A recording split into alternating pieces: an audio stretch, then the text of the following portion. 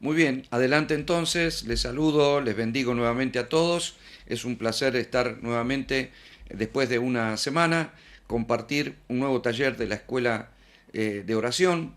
En este caso vamos a introducir, por supuesto, y como siempre hacemos, con un breve repaso de lo que estábamos compartiendo para crear la base o el fundamento de lo que vamos a continuar hoy compartiendo. Espero que, bueno, vayan tomando nota, que si hay algunas inquietudes y algunas preguntas se han generado a través del desarrollo de estas enseñanzas, bueno, considere que es una escuela y que vamos a tener también la oportunidad de hacer las preguntas y de contestar, bueno, haciéndome cargo de lo que digo en todo momento, ¿no? Tratando de compartir con toda claridad o la mayor claridad posible cada uno de los conceptos, porque hay un fundamento detrás y busco que ese fundamento sea la palabra y la forma en la cual la veo, la cual la interpreto como maestro, por supuesto, habiendo estudiado, estando en oración y tratando de ser consciente, pero, a ver, infalible no somos ninguno, corregir el rumbo lo debemos corregir todos, uno va analizando y si hay algo que uno no quiere es equivocarse, si hay algo que uno no quiere es enseñar algo que no obedezca a la voluntad de Dios, no solo porque sería inútil para el que lo reciba, sino porque los maestros cargamos con la responsabilidad de tener que dar cuenta de las cosas que enseñamos a la iglesia.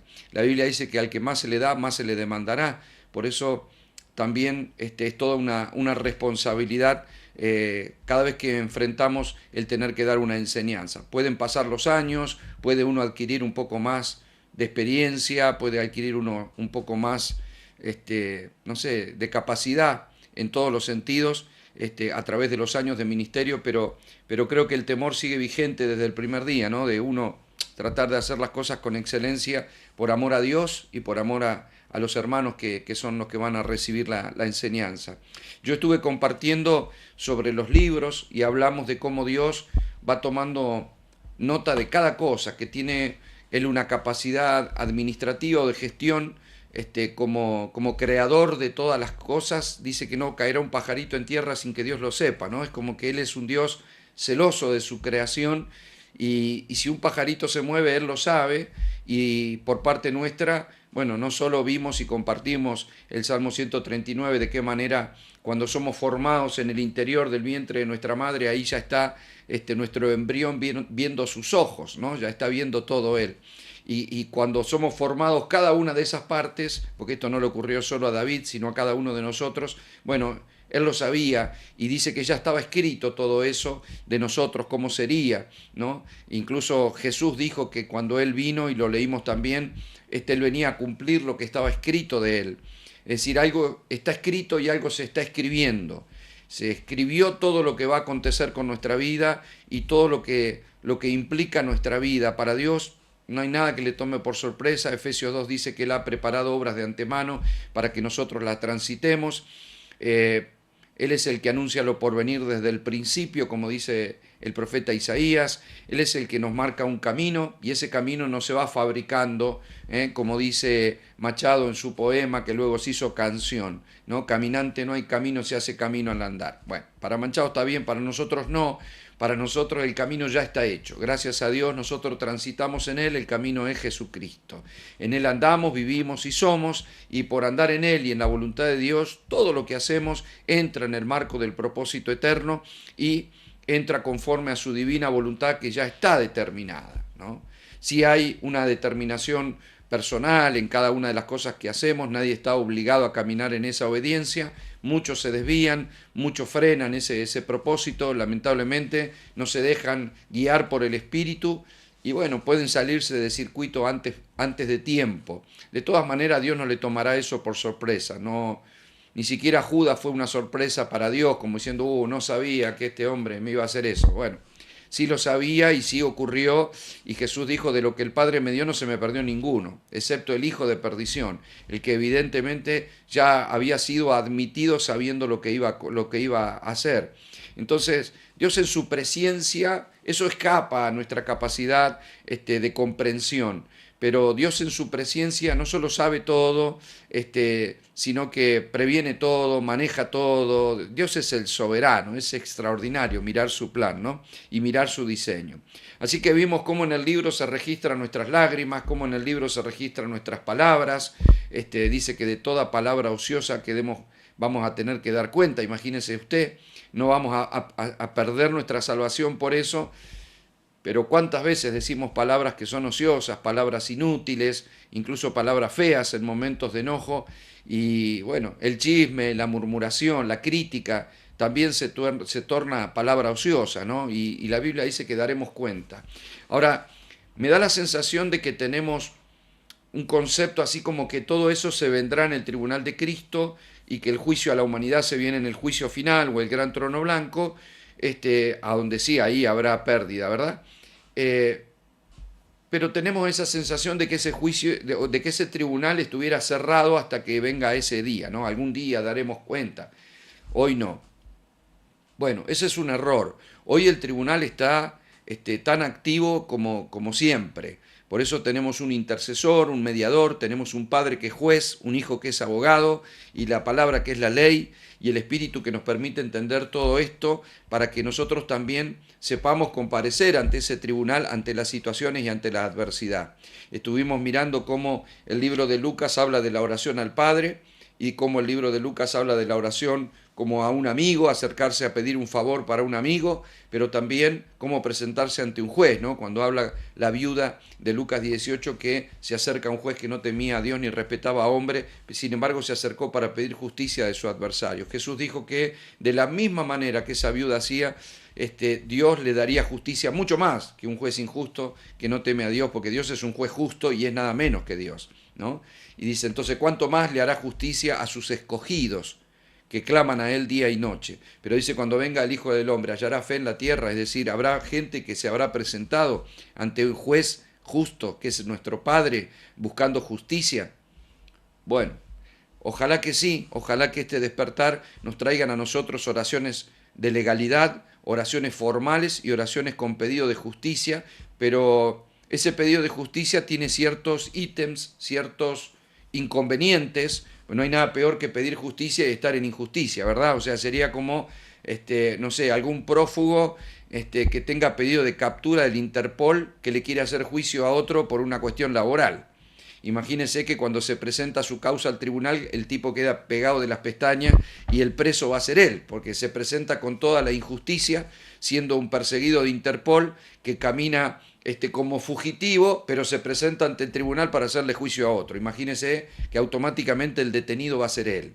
Entonces, si nos vamos a presentar ante el Señor, tenemos que posicionarnos en Cristo, y yo quiero, para que usted vea cuán importantes son dos cosas: presentarnos ante Dios en Cristo, donde somos justificados, y presentarnos ante Dios como justos, que eso depende de nosotros y de nuestras obras de justicia, ¿eh? No se piense que vivir en la gracia solo representa vivir en la persona de Cristo y no tener ninguna responsabilidad. No, Dios nos manda a ser santos, Dios nos manda a ser justos, dice que daremos cuenta de esa justicia con la cual nosotros caminemos, y esa también tiene mucho que ver a la hora de orar, a la hora de acercarnos al monte de Dios, como estuvimos hablando. Leímos Isaías 2:1 porque habla de lo que Isaías dijo acerca de Judá y de Jerusalén, y dice en el verso 2 del capítulo 2: acontecerá en el postrero de los tiempos que será confirmado el monte de la casa de Jehová como cabeza de los montes.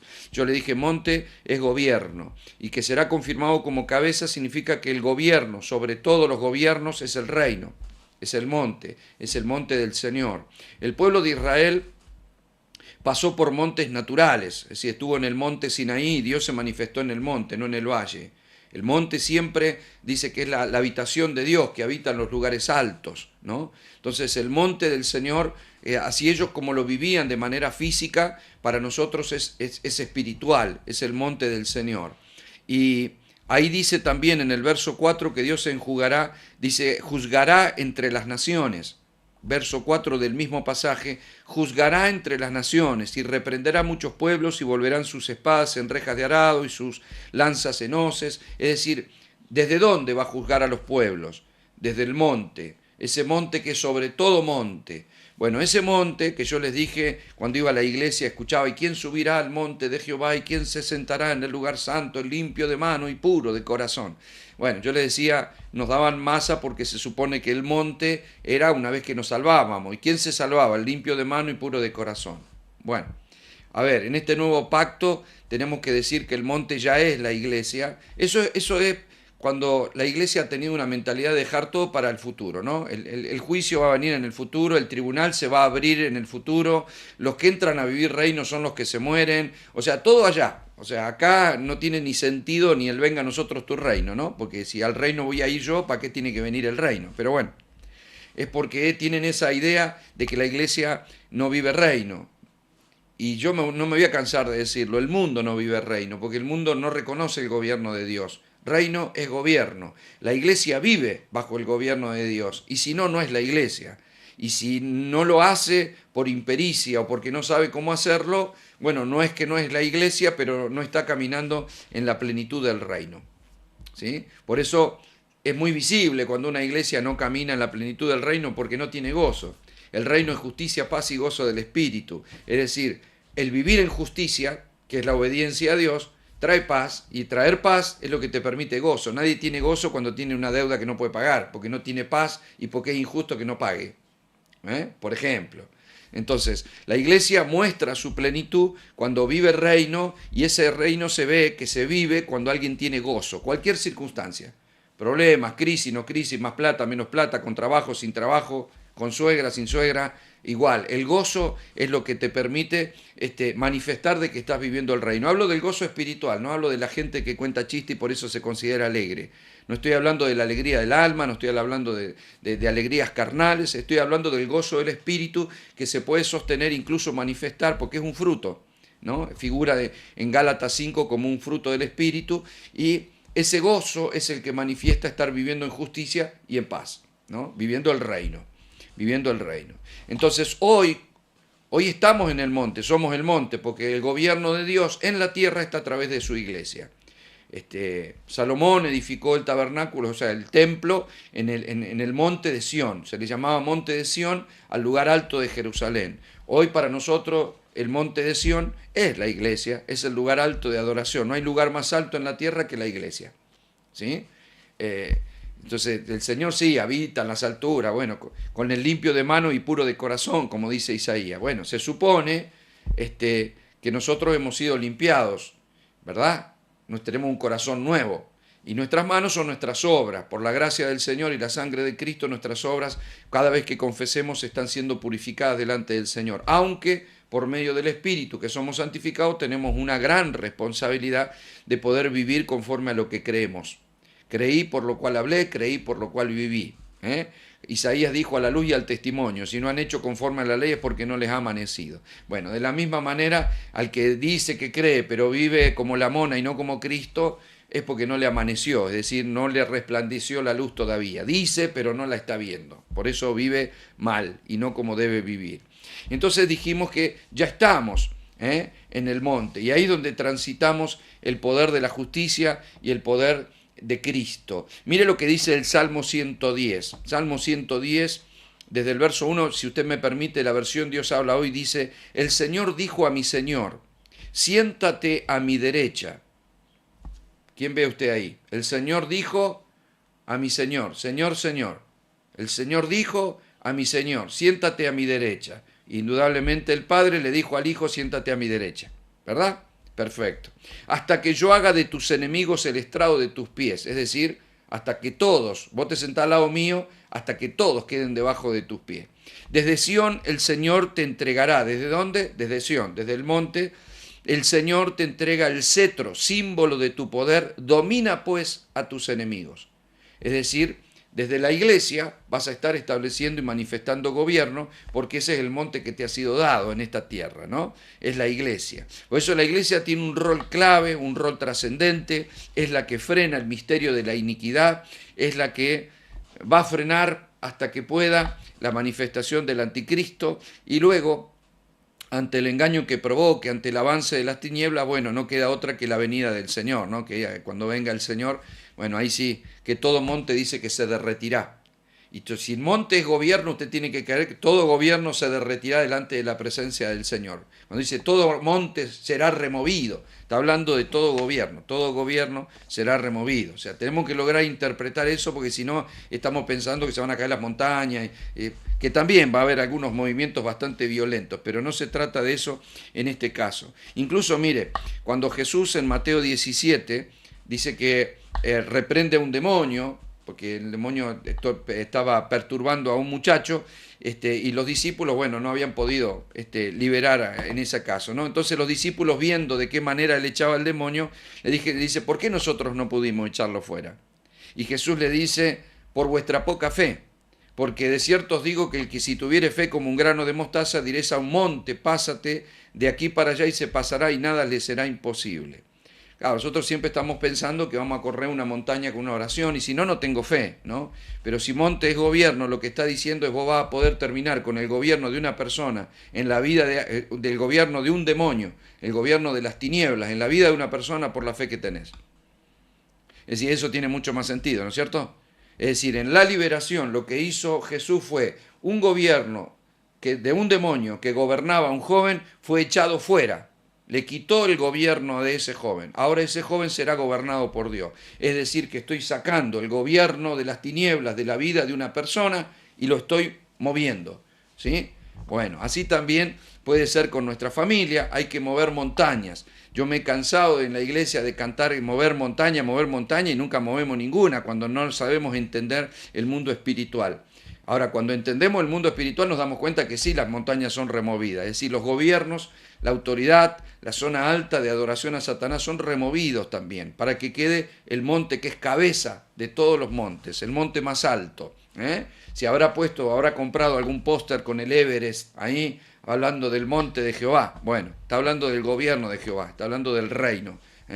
Eso es maravilloso. Así que el Salmo, siendo Salmo, mire qué profético que lo dice tan claro, hablando respecto del gobierno del Señor. Y esto tenemos que tenerlo muy en cuenta, porque imagine usted y considere usted que todo esto tiene que ver con nuestra autoridad, que vamos a ejercer y nos estamos presentando ante el juez porque queremos remover gobiernos que son ilegales, ¿sí? Es decir, cuando usted es dueño de una propiedad, usted se fue de viaje o se mudó a otra casa que usted tiene en otro estado y de pronto sabe que se le usurpó la casa, alguien le metió en la casa, no quiere salir. Bueno, usted sabe que no se trata de que yo voy a la policía, le digo, mira, me están ocupando la casa ilegalmente, yo la dejé, me fui de vacaciones o me fui por un tiempo y se me metió una familia ahí. Usted sabe que no es fácil, por lo menos aquí en Argentina, no es fácil sacarlo. O sea, no lo sacan de una, tiene que haber una orden judicial, por lo tanto tiene que empezar un proceso judicial. No es que la policía va y lo saca, le dice esta casa no es suya, no los puede sacar, y mucho menos si hay niños. Empieza una causa judicial. Cuando se demuestre judicialmente que esa casa le pertenece a la persona que la reclama y no al que se metió adentro, lo van a echar. Por eso es tan importante que al hacer una liberación, la persona tenga a Cristo en su corazón, porque si no la sangre de Cristo todavía no lo compró. Voy a estar echando fuera un demonio que va a volver y se va a meter en su casa. Por eso la persona tiene que reconocer que es morada de Dios, que va a ser la casa de Dios, comprada y lavada por la sangre de Cristo. Entonces sí está la legalidad para sacar todo gobierno de ahí. ¿Me comprende? O sea, por eso eso es fundamental. Bueno, Jesús dijo eso. Jesús dijo que el demonio sale de la casa, ¿no? Y da vuelta y busca y trata de volver y si la encuentra limpia y barrida, es decir, recibió liberación, pero no está llena tampoco, no está el espíritu habitando ahí, ¿verdad? La persona no se llena del espíritu. Siempre a alguien que se le practica liberación hay que luego clamar por la llenura del Espíritu Santo, porque si no vos le sacaste el espíritu y lo dejaste ahí. No, hay que clamar para que el Señor llene su vida, para que el diablo no tenga más acceso a la vida de esa persona y que el Señor tome todas las áreas de esa vida. Entonces dice que el demonio sale, dice Jesús, y si encuentra la casa que está desocupada, vuelve, pero vuelve con 7 más, o sea, multiplica su gobierno. Su sometimiento sobre esa persona. ¿Por qué? Porque estuvo mal practicada la liberación. Entonces, si yo echo a una persona de una casa, la tengo que echar con una legalidad. Es decir, ¿cómo? Empiezo un proceso judicial y demuestro que esa casa es mía. En la liberación es lo mismo. Hay que demostrar que la casa le pertenece a Dios. Por eso el diablo no tiene derecho de estar ahí. Te vas en el nombre de Jesús porque esta vida le pertenece a Cristo. Fue comprada por la sangre. No tenés ningún derecho legal. Usted no anda manejando el auto de cualquiera. Y si lo hace, bueno, lo van a meter preso. Usted no se puede subir a un McLaren, a una Ferrari, porque me gusta, nunca la manejé y vi que estaba con la llave puesta, salí a dar una vuelta. Bueno, terminará preso. ¿Por qué? Porque no tiene un derecho legal, porque el título de propiedad de la Ferrari es de otra persona. ¿Verdad? A menos que se la haya comprado. Si es así, me podría invitar a dar una vueltita cuando los visite. Ahora, usted tiene que saber que necesitamos el título de propiedad. El título de propiedad de una persona, para nosotros en el mundo espiritual, es la sangre de Cristo. Y si no es de Cristo, bueno, usted ya sabe de quién es, ¿no es cierto? La persona cree que es su propio dueño, pero nosotros sabemos que no es así. Entonces usted vea que el mundo espiritual funciona con una legalidad. Por eso Dios nos compró y nos selló. Cuando dice que lo selló con el Espíritu, lo que está diciendo, lo compro y le meto un sello, esto es mío. Como usted hoy si compra una casa, usted tendrá que ir a un escribano y el escribano pone su sello, firman, pone su sello y le van a labrar el papel donde demuestren que el título de propiedad, usted es el propietario. Entonces el Señor nos compra y nos sella, somos del Señor. Así que el diablo no tiene parte en nosotros, así que no tenemos que darle lugar a que no afecte en nuestra vida. Esto puede pasar en personas recién convertidas o en personas que llegan a la iglesia perturbados, piden liberación, pero en realidad nunca se convirtieron. Así que a veces ese tipo de liberaciones producen más daño que favor. ¿Por qué? Porque liberás a la persona y después se va a endemoniar 7 veces peor. Por eso es tan importante. Yo quiero decirle que Satanás, por más que esté poseyendo a una persona, no puede bloquear que esa persona reconozca y acepte a Cristo. Va a tratar de hacer todo lo posible hasta que entre, hasta que el Espíritu Santo quiebre la fortaleza y el Espíritu Santo llegue a la vida de esa persona. Es mucho más difícil cuando el Espíritu entra en una etapa. Hay distintas etapas de demonización y la peor es enajenación. Pero esa persona, bueno, ya va a estar en un loquero, en un lugar así, porque el espíritu la enajenó. Cuando esa persona, que no va a ser un espíritu, va a estar muy endemoniada por cosas de ocultismo y cosas que hizo, que fue enajenada. Quedan como locos y es muy difícil, pero aún así hay muchos testimonios de personas que vueltos en sí aceptaron a Cristo y pudieron ser liberados, ¿sí?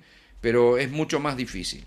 Nada es imposible para Dios, olvídenlo. No estoy diciendo que es imposible, digo que es más difícil porque la persona no puede hacer uso de sus sentidos. Está tan bloqueado por la tiniebla que no puede ni escuchar. Le cierra los oídos, cierra sus ojos, bloquea su entendimiento y entonces es mucho más difícil.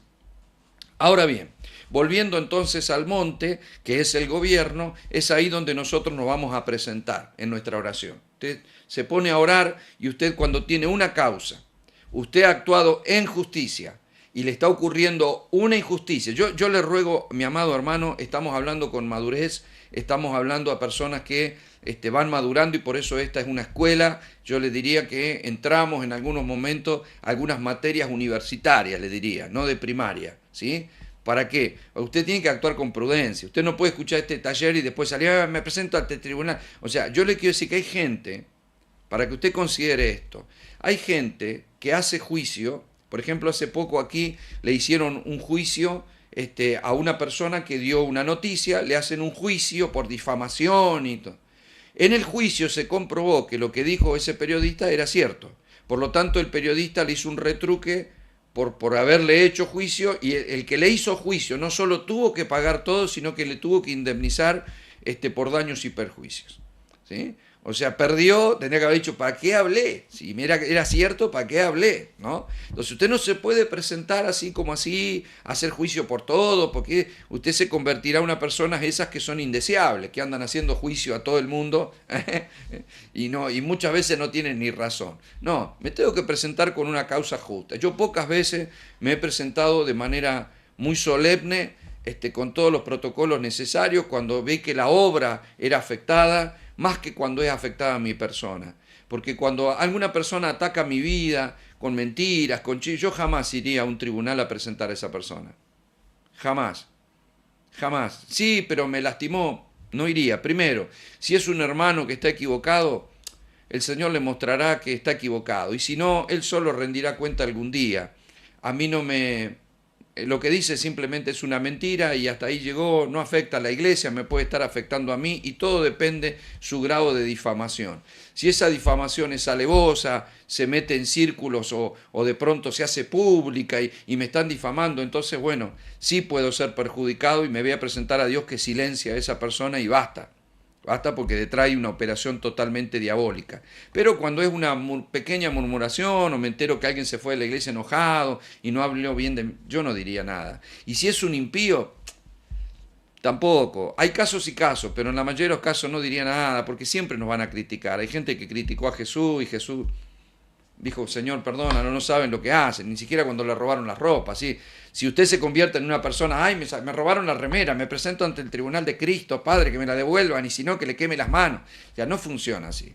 No funciona así. Es muy solemne, tengamos cuidado, veamos en qué momento algo se trabó y no es justo que esté pasando cuando eso embarga afectos personales y cosas que tengan que ver con el propósito. Entonces, por causa de ese propósito hay cosas que no pueden detenerse. Y por tal motivo me voy a presentar reclamando justicia para que se destrabe y yo pueda avanzar al propósito. Pero nada más. Usted en la vida real, incluso algunos de nosotros, tal vez nunca hicimos un juicio a nadie, nunca fuimos a hablar ante un juez. Y algunos sí, pero pocas veces. Si usted fue muchas veces, bueno, es muy posible que haya tenido unos cuantos problemas y es más probable que haya ido como acusado que como acusador. Entonces, para no volvernos acusadores como es Satanás, y ahora vamos a ver eso también, presentémonos nosotros como personas que no vamos como acusadores, sino en busca de justicia. No vamos a acusar a nadie, vamos en busca de justicia. Y se lo voy a mencionar ahora esto. ¿Por qué? Tal vez alguno de ustedes leyó o ha escuchado predicaciones donde dice claramente de que el diablo nos acusa delante de Dios de todas las cosas y que tenemos que hacer las cosas bien porque el diablo nos acusa. Bueno, incluso hay un libro que habla del tribunal de Cristo, no del tribunal de Cristo, sino del tribunal del cielo, que es Robert Henderson, que escribió un libro sobre eso, que está muy interesante también y está muy relacionado a lo que yo les estoy diciendo ahora de la oración, lo cual estoy totalmente de acuerdo, solo que su forma de pensar, igual que la de muchos ministros, y lo digo así con nombre y apellido, porque para que usted sepa que hay personas que piensan distinto a mí, que yo pienso distinto a ellos. Usted sabrá, evaluará, yo le voy a dar mi punto de vista. Yo no estoy diciendo, yo no estoy de acuerdo, pero no estoy diciendo que usted no pueda evaluar.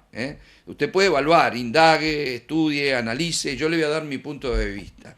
Esos predicadores o quienes enseñan, pues yo lo escuché, lo aprendí así cuando empecé a ir a la iglesia, hablaban de que el diablo está en la presencia del Señor, como hizo con Job, que estaba reunido ahí y que acusaba a Job y que también nos puede acusar a nosotros.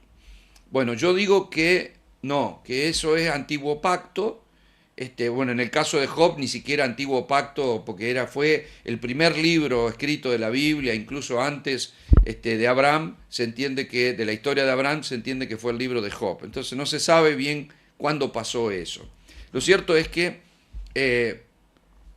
a ver, Jesús dice, yo lo vi a Satanás caer como un rayo, eso lo dice por su preexistencia, y el Satanás cayó junto a los demás ángeles, por eso son ángeles caídos, porque no fueron expulsados del cielo. Ahora, ¿en qué se basan muchos? Bueno, en lo que dice el libro de Apocalipsis, se lo voy a compartir porque total nos tomamos un ratito y si queda claro mucho mejor, porque yo no creo que Satanás... A ver, primero se lo voy a hacer sencilla. Nosotros estamos en Cristo y nos presentamos al Padre en la persona de Cristo, en la justicia de Cristo, en el nombre de Cristo. Ya no vivo yo, Cristo vive en mí, lo que ahora vivo lo vivo en la fe del Hijo. El camino que yo transito al Padre solo es por la gracia en la persona del Hijo. Este pacto no es con nosotros, es con el Hijo. Nosotros por la gracia entramos a la vida del Hijo, recibimos todo lo del Hijo, así como el Hijo recibió todo lo nuestro y se hizo cargo, ¿no? Incluso de nuestro pecado. Ahora, hoy llegamos al Padre en el Hijo. La iglesia es el cuerpo de Cristo. Por lo tanto, Satanás, si me quiere acusar a mí, lo tiene que acusar al Hijo. Porque yo ya, ¿verdad? No hago. Si en él vivo me muevo y soy, señalarme a mí es señalarlo a él. Entonces, Satanás no tiene esa posibilidad. Ahora, ¿en qué se basa ese concepto? Bueno, fundamentalmente en Apocalipsis 12. Apocalipsis 12 habla de la mujer y el dragón, desde el verso 1, y cuenta y relata, que dice el verso 7, por ejemplo, después hubo una gran batalla en el cielo, Miguel y sus ángeles luchaban contra el dragón, y luchaba el dragón y sus ángeles, pero no prevalecieron, ni se halló ya lugar para ellos en el cielo. Dice, y fue lanzado fuera el gran dragón, o sea, Satanás, la serpiente antigua, que se llama Diablo y Satanás, el cual engaña al mundo entero, fue arrojado a la tierra y sus ángeles fueron arrojados con él. Esto no va a pasar. Esto ya pasó antes de Adán, ¿verdad? Esto ya pasó. Mucho. No importa que esté en Apocalipsis. El problema es que las personas a veces leen Apocalipsis y todo lo mandan para el futuro. Pero Apocalipsis no es todo para el futuro. Hay cosas que ya pasaron. Hay cosas que están pasando y cosas que van a pasar. Ahora, esto es cuando Satanás se enfrenta, se subleva a Dios, hay una batalla celestial, es expulsado y con él la tercera parte de los ángeles que también se sublevaron. ¿Estamos claros hasta ahí? Esto ya pasó. ¿Cuándo? Antes que Adán fuese, esto ocurrió. Ahora, dice el verso 10, entonces oí una gran voz en el cielo que decía, entonces, oí una gran voz en el cielo que dice, ahora ha venido la salvación. ¿Cuándo vino la salvación? Con Cristo, ¿no? Esa voz en el cielo que dijo, ha venido la salvación. Bueno, la salvación, a ver, hay una voz que viene proféticamente, que la tenemos de entrada nomás, que es cuando Cristo dice fue inmolado antes de la fundación del mundo. Claro, porque cuando la voz soltó la ordenanza de lo que iba a ocurrir, bueno, en el mundo espiritual sí fue hecho, pero todavía no había venido a la tierra. Ahora, la consumación de la salvación no vino con esa palabra, aunque Dios, si Dios lo dijo, ya estaba, sino que viene en el hecho. Si no fuera así, el Hijo no tendría ni que haber venido, si está con la palabra basta. No, lo dijo, la palabra se hizo carne, encarnó, trajo a Dios a los hombres, llevó a los hombres a Dios y vino la salvación. La salvación y la única salvación es Cristo. Ahora dice, ahora ha venido la salvación, el poder. ¿Cuándo vino el poder? Con Cristo, después de la crucifixión. Y el reino de nuestro Dios. ¿Cuándo vino? Cuando vino Cristo. Por eso dijo, el reino ha llegado, el reino está entre vosotros, el reino ha venido. Bueno, porque vino el Hijo y no solo vino bajo el gobierno del Padre, es decir, que Él vivía el reino claramente, como hombre y como Dios, Él vivía el reino, y por eso le decía, el reino está entre vosotros, porque Él vivía el reino. ¿Sí?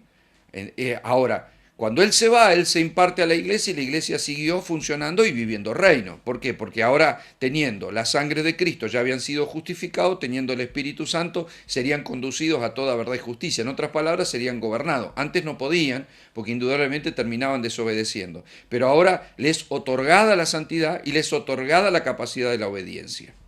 Entonces ahora mi iglesia sigue en obediencia porque mi iglesia es mi cuerpo, la obra continúa. Dice, el reino de nuestro Dios y la autoridad de su Cristo. Algunos creen, al hablar del reino que va a venir cuando Cristo venga, mandan este pasaje al futuro, ¿no? ¿Cuándo va a venir el poder? ¿Cuándo va a venir la salvación? Cuando venga Cristo. No, ya vino la salvación, ya vino el poder, ya tiene la autoridad Cristo. Si no, Cristo va a tener la autoridad. La autoridad de Cristo está intacta, Él tiene toda la autoridad. Solo que Él va a venir a manifestarla cuando Él venga en persona al mundo entero. Hoy nosotros ya reconocemos su autoridad y vivimos bajo su autoridad. ¿Me está siguiendo hasta ahí? Entonces separamos iglesia, mundo. Mundo no, nosotros sí. Ya somos salvos, vivimos en el poder de Cristo, estamos bajo su autoridad. Bien.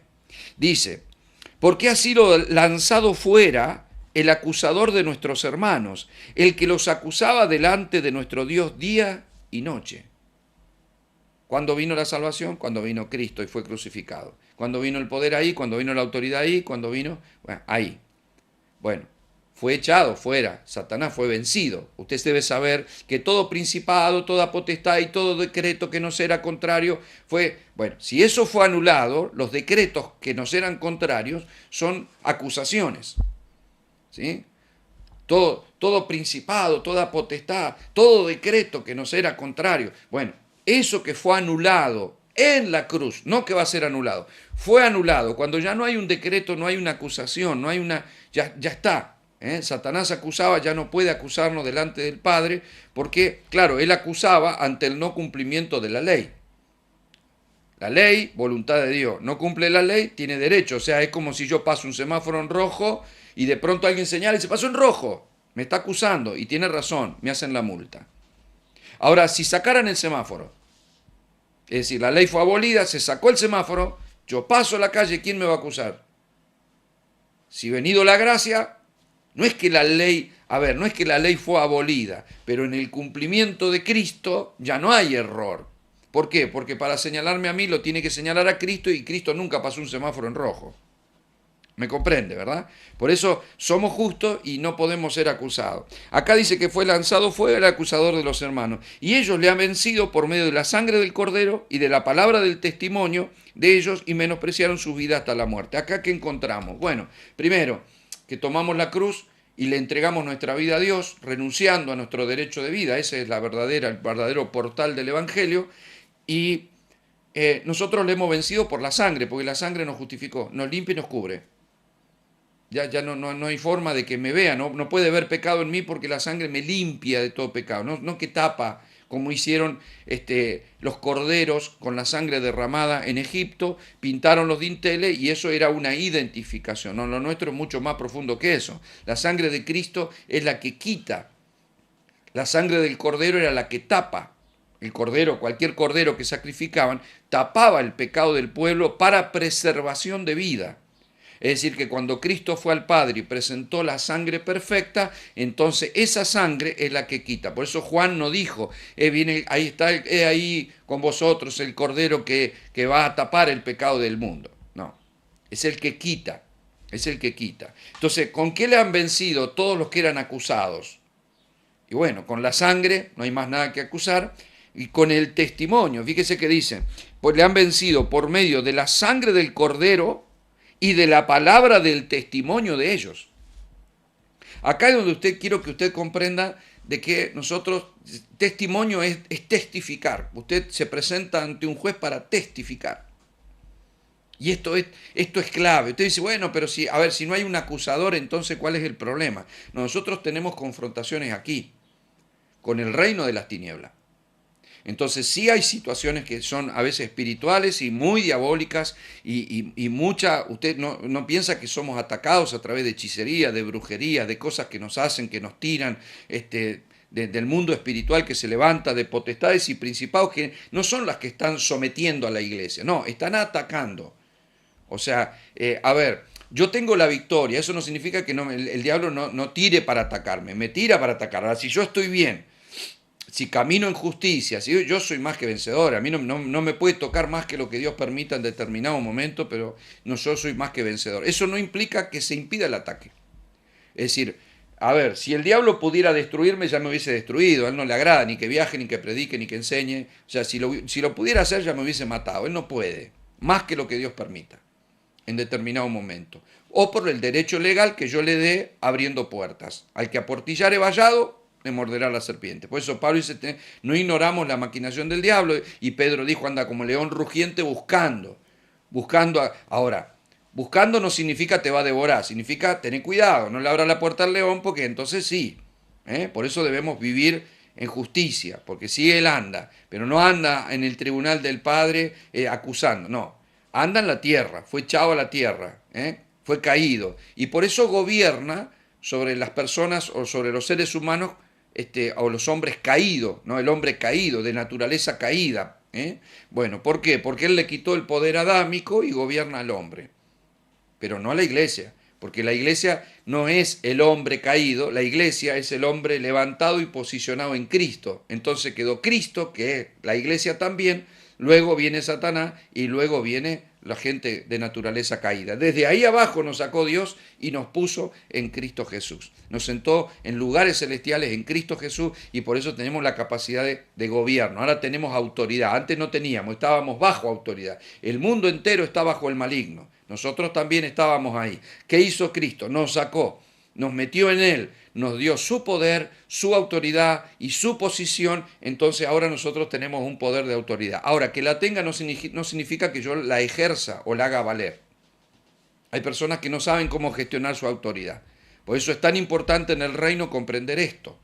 ¿Ve? O sea, yo puedo ser gerente de una empresa, pero si yo no ejerzo mi autoridad, y puede que la empresa se funda, y puede que los empleados hagan lo que se les da la gana, vienen a cualquier hora, no hacen su trabajo, porque yo no hago nada, qué sé yo, sí, soy el dueño y soy el jefe, pero no importa. Bueno, me va a ir mal. Es decir, tengo que ejercer la autoridad. Cuando la iglesia actúa de manera ignorante, cuando la iglesia actúa de manera poco operativa, cuando carecemos del conocimiento de la autoridad que realmente tenemos, o cuando la tenemos no sabemos cómo ejercerla, porque si usted piensa que guerra espiritual es salir a la calle y andar reprendiendo el espíritu de Jezabel, y el espíritu de Pompashira, y el espíritu...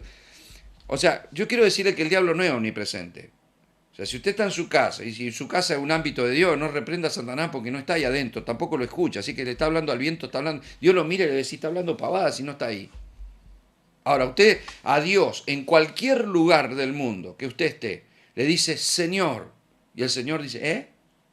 Ahora, usted no puede hacer lo mismo con Satanás. Satanás no es omnipresente, está en un solo lugar en el mundo. Y si no está en tu casa, por lo menos en la mía no está. ¿Eh? Entonces yo no tiene sentido que hable con él acá porque no me va a escuchar. Ahora, Satanás, se le dice también a Satanás, a todo principado, potestad, gobernador, todo demonio que anda dando vuelta por ahí, ¿no es cierto? Bueno, entonces sí sabemos que hay muchos. Pero de ahí a que estén presentes es otra cosa. Entonces no debo reprender lo que no veo, no debo andar metiéndome donde no debo, porque puede estar afincado en una zona de autoridad generada por altares, por ejemplo, idolátricos o perversos o diabólicos, y si yo no tengo autoridad no me puedo ir a meter ahí. Ya vamos a entrar, si podemos, aunque sea nos vamos a asomar a lo que es la guerra espiritual, pero a ver, hay gente que yo me bajé y rompí el altar y estuve orando, porque se fue de viaje, vio un altar en la ruta y anduvo. O sea, eso no tienen ni idea el costo que provoca eso. El mundo espiritual es legal. Yo tengo autoridad, pero no puedo hacer nada que Dios no me diga que haga, porque si no, no estoy bajo gobierno. A ver, si Estados Unidos, con todo el poderío que tiene, porque lo tiene, agarre y tira una bomba para Canadá, ¿usted piensa que Canadá se va a quedar quieto? ¿Usted qué piensa que Canadá va a decir, no tiene una bomba, mejor vamos a irnos? No, se la van a devolver, porque ¿con qué derecho tiras una bomba? O sea, la guerra tiene una legalidad también, por más que sea guerra.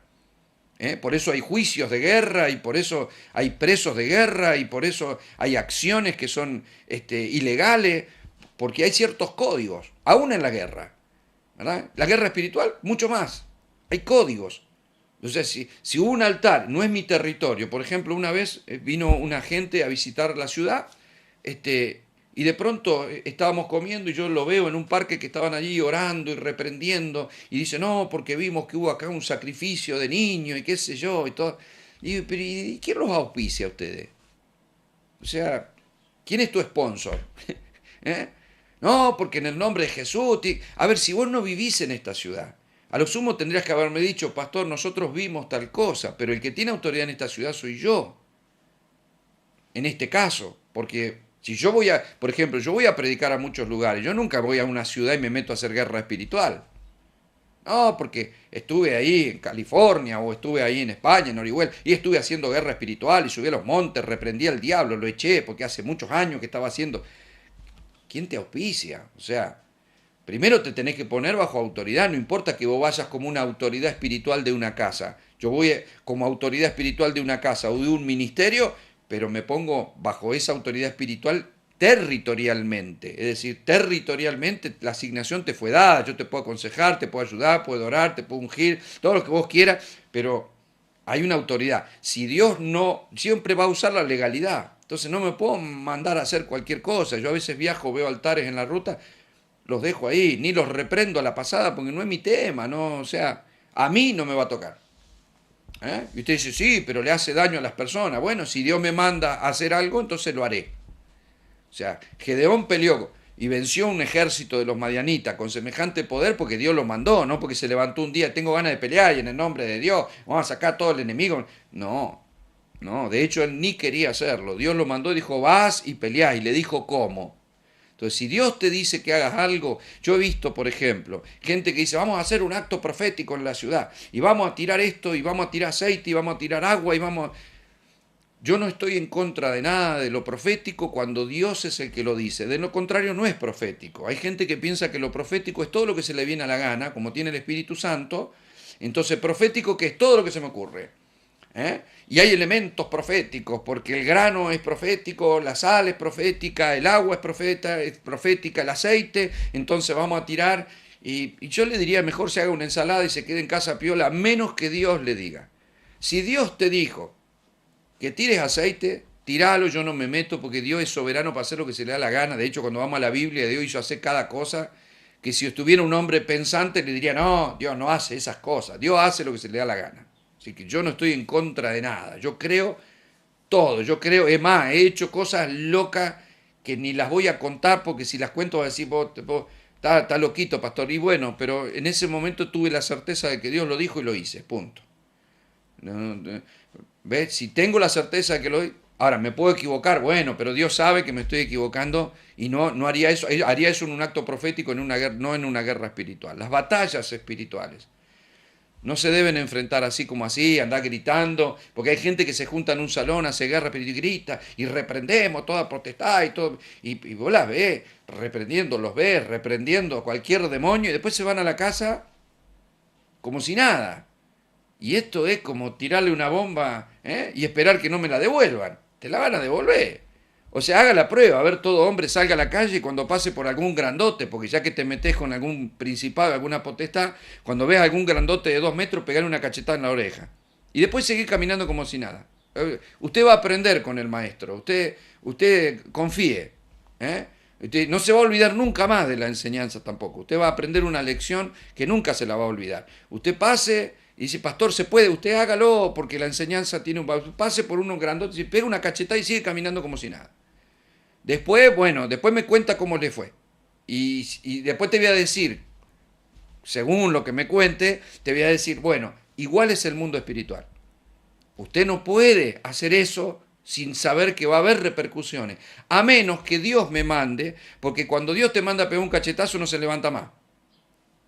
Comprende lo que le quiero decir espiritualmente, ¿verdad? No va a salir mañana a pegarle un cachetazo a alguno porque después lo voy a ver en el hospital ahí todo enyesado, va a decir, no, hermano, era una manera de decir. O sea, ¿por qué Goliat lo vence? ¿Por qué David vence a Goliat? Y porque fue en el nombre de Jehová, entonces le tiró una piedrita y el gigante no se levantó más. Ahora, si vos agarrás un Goliat y le tirás con, no sé, le tirás con un hacha, y el tipo se te va a levantar igual con media cabeza rota y te va a partir, porque Dios no te mandó. Si Dios te manda, metele masa. Cachetada no se levanta más. Ahora, si Dios no te manda, no te metas ahí. La guerra espiritual tiene muchos misterios. Esto de la corte celestial, de presentarnos a un tribunal, no es guerra. No tomamos las armas. Nadie entra a un tribunal con una metralleta por alguno para decir, sí, fue culpable. No estoy hablando de guerra, estamos hablando de justicia. El reino de Dios hizo justicia. Y vamos a pedir justicia cuando haya verdadera justicia, cuando nosotros hemos actuado justamente y cuando tenemos una causa legal. Entonces sí nos vamos a presentar delante del Señor y vamos a reclamar justicia. ¿Qué es lo que yo considero en este caso? Que, a ver, estos predicadores o estos maestros que yo les mencioné, ellos dicen que el diablo nos acusa, entonces nos tenemos que presentar ante el tribunal de Cristo para probar de que no tiene razón. Bueno, yo no estoy de acuerdo, de hecho puede tener razón si nos estuviera acusando. ¿Por qué? Y porque estaría acusando nuestra humanidad. Pero como estamos en Cristo, el acusador fue echado fuera y no tiene en Cristo derecho de acusarme. Las acusaciones pueden venir de manera personal. Usted dice, ¿puede el diablo hacerme sentir culpable? Sí, porque un espíritu podía tratar de trabajar con mis sentidos, de manera tal que yo me sienta culpable, no delante de Dios. No me puede acusar delante de Dios, me puede acusar a mí de que yo hice tal cosa, o te puede seducir para que cometas un pecado, y después que lo cometeste te va a hacer sentir culpable. Ese no es el Espíritu. El Espíritu Santo te va a traer convicción de pecado. O sea, me siento arrepentido. El diablo no, el diablo acusa. Esa es la diferencia. Una persona que pecó y después lo único que hace es sentirse mal, porque me siento mal y yo sé que Dios me perdona, pero yo me siento mal y no acepta el perdón. Bueno, a esa persona está siendo afectada por Satanás. ¿Qué lo hace sentir culpable? Porque lo acusa y dice, vos sos falso, vos le defraudaste a Dios.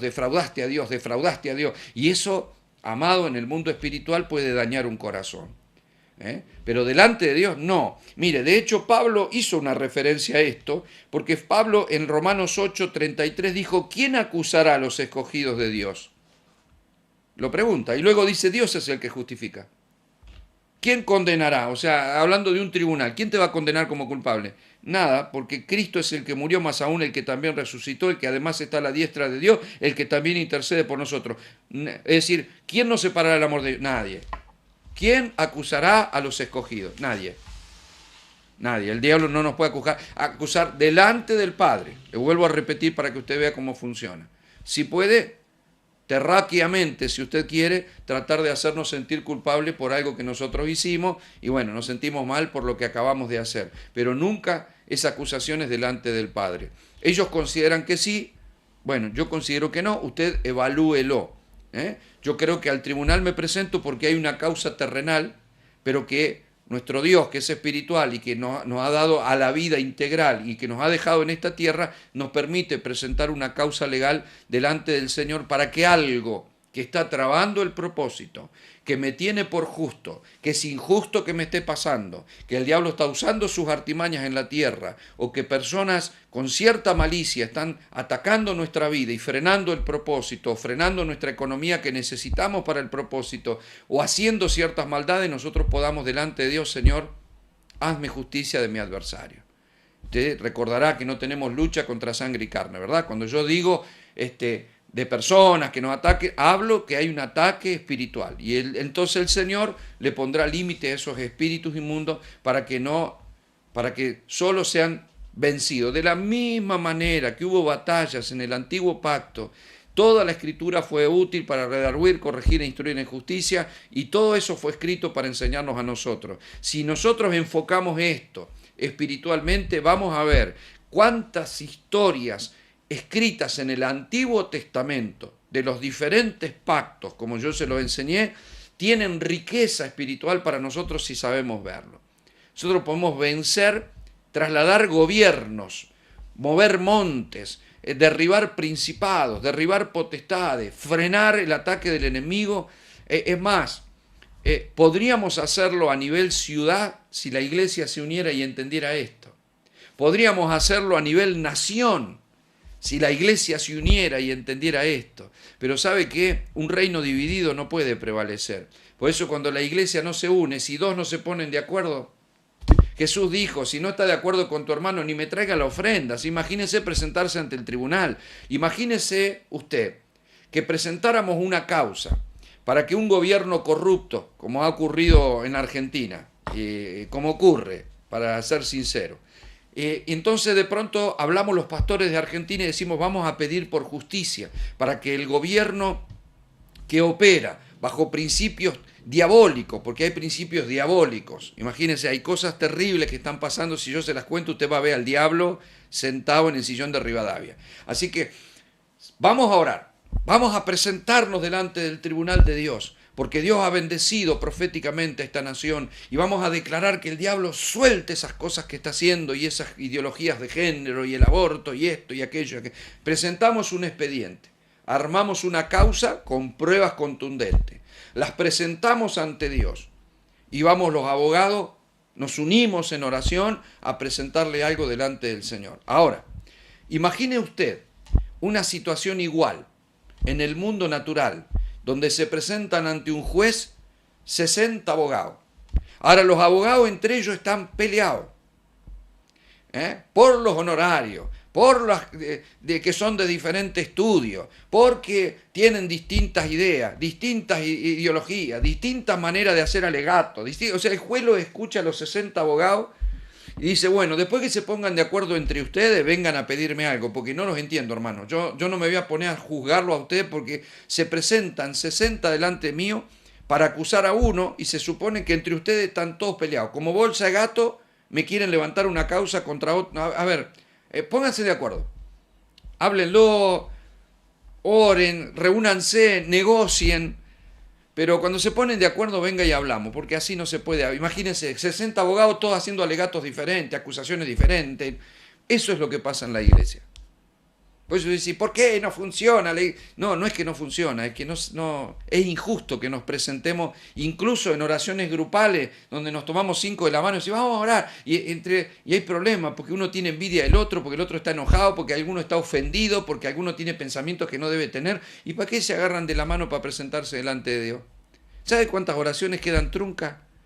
Y el Señor los mira y dice, pero si ustedes no se han puesto de acuerdo, como Padre nuestro, ¿qué tengo que hacer? Los tengo que disciplinar a ustedes, porque si se presentan 5 hijos míos y entre ellos están peleados y dice, oh Padre, venimos a que nos cumplas un deseo. Mire, antes que yo haga justicia de alguna causa que usted me presente, te voy a decir, ustedes son mis hijos, primero lo que tienen que hacer es arreglarse entre ustedes. Eso es lo que ocurre en el mundo espiritual, amado. Eso es lo que ocurre en una casa dividida. Eso es lo que ocurre cuando un matrimonio no se pone de acuerdo. Eso es lo que ocurre en una empresa de reino. Eso es lo que ocurre con una congregación que no se pone de acuerdo, con un consejo pastoral que no se pone de acuerdo, con una iglesia a nivel global y nacional que no se pone de acuerdo. El enemigo sigue haciendo injusticia, porque ¿cómo vamos a presentar querella si no nos ponemos de acuerdo entre nosotros? ¿Me está comprendiendo, iglesia preciosa? Espero que sí. Se nos ha terminado el tiempo, pero gracias a Dios, tiempo está en las manos de Dios. Y si Dios nos sigue regalando tiempo y vida, mañana nos encontramos nuevamente para compartir otro taller, en el caso de España, la semana que viene, otro taller de esta escuela de oración. Muchísimas gracias y Dios les bendiga a todos, como siempre.